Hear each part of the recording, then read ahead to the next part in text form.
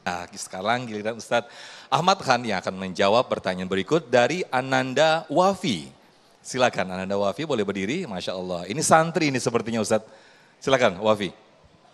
Yes.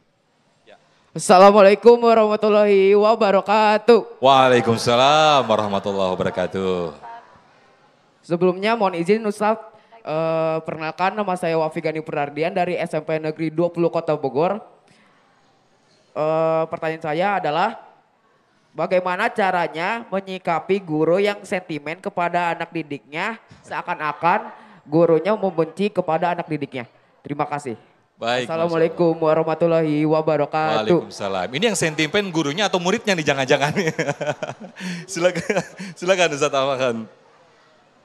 Jamaah yang dirahmati oleh Allah Subhanahu wa taala, ketika seorang guru dia sentimen kepada muridnya, maka seorang murid itu layaknya dia harus selalu beradab kepada gurunya.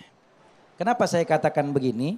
Karena Al-Imam Ali Al-Wafa rahimahullah ta'ala, beliau mengatakan al-muridu sadiq amama syairihi kalmayit amama mughasilihi. Kata Imam Ali Al-Wafa rahimahullah ta'ala, seorang murid yang jujur di dalam menuntut ilmu, maka di hadapan gurunya itu adabnya dia layaknya mayit yang berada di hadapan orang yang memandikan mayit atau jenazah. Jenazah atau mayit ketika dimandikan oleh yang memandikan, maka dia ngikutin gak? Ngikutin. Mau diangkat tangannya, ngangkat gak tangannya? Mau dibalikan ke kanan, berbalik gak badannya? Mau dibalikan ke kiri, berbalik gak badannya? Ini adabnya seorang murid di hadapan gurunya. Seorang murid itu ketika mendapati gurunya marah, ketika mendapati gurunya itu mendidik dia dengan tarbiyah, dengan akhlak, dengan adab, maka seorang murid dia harus sabar melayani dan sabar menerima dari seorang guru tersebut. Selama sesuatu yang dilakukan tidak bertentangan dengan syariat Allah Subhanahu wa taala.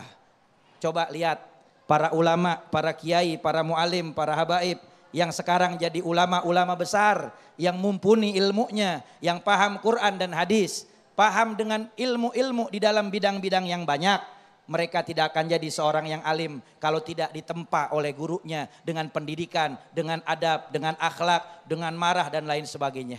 Karena lihat, kalau murid yang digampangin, murid yang dientengin, murid yang gak diperhatiin, murid yang kalau dia gak hafalan dibiarin, murid yang kalau melanggar tidak dia beri peringatan, maka gak jadi orang sekarang. Gak jadi orang, gak dapat keberkahan ilmu, dia gak punya semangat yang tinggi di dalam menuntut ilmu. Makanya seorang guru itu dia lebih mengetahui kapasitas seorang muridnya. Murid ini kalau tidak dipecut dia tidak akan paham. Murid ini kalau tidak diberi peringatan dia tidak akan paham. Murid ini kalau tidak diberikan tasjid semangat dia tidak akan paham. Maka tidak akan menjadi seorang yang berilmu. Tetapi seorang guru juga ada batasan-batasan. Ketika mendidik muridnya tidak melakukan sesuatu yang menyebabkan muridnya luka, menyebabkan patah tulang, menyebabkan memar pada anggota tubuhnya. Tetapi seorang guru memberikan pendidikan dengan adab, dengan akhlak, dengan kesabaran. Tetapi ada murid yang memang harus dikerasin. Ya. Dan guru itu tahu bahwa itu yang terbaik untuk muridnya. Maka seorang murid sabar menerima perlakuan dari gurunya selama tidak menjadikan sesuatu yang berbahaya bagi dirinya. Maka insya Allah di situ ada keberkahan dari gurunya. Amin, amin, Masya Allah. Terima kasih Ustadz Ahmad Khan atas jawaban yang sangat luar biasa sekali.